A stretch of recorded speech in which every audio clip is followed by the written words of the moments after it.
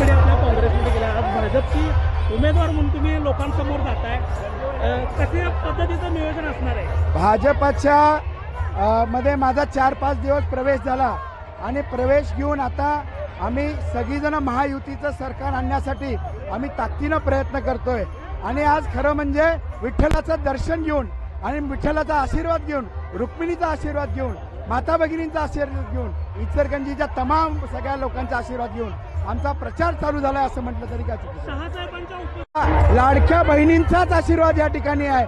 विठ्ठल चरणी सगळीजण भक्तीच्या वातावरणामध्ये सहभागी झाले. रामकृष्ण हरी.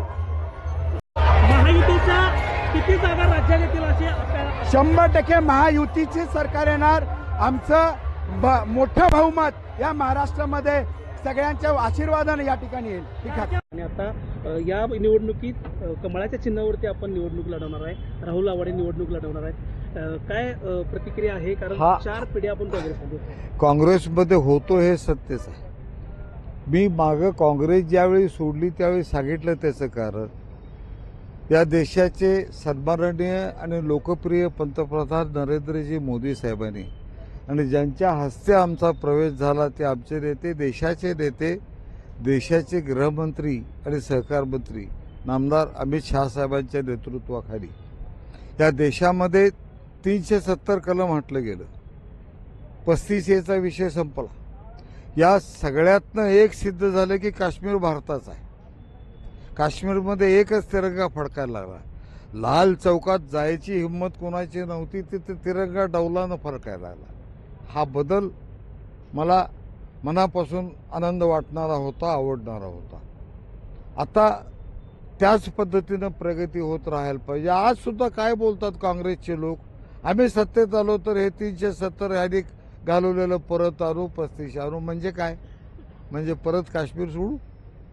अरे भारताचं आहे ते.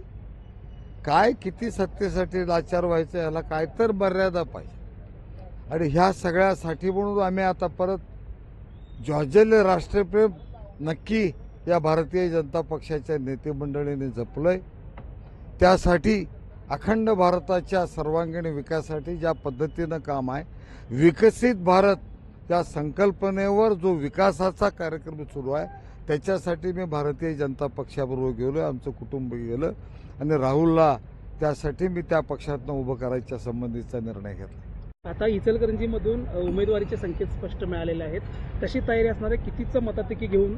महाराष्ट्रामध्ये जे काय 288 मतदारसंघामध्ये उच्चांकी मतं घेऊन निवडून येणारे आमदार असतील, त्या मोजक्या आमदारात आमचा राहुल असेल.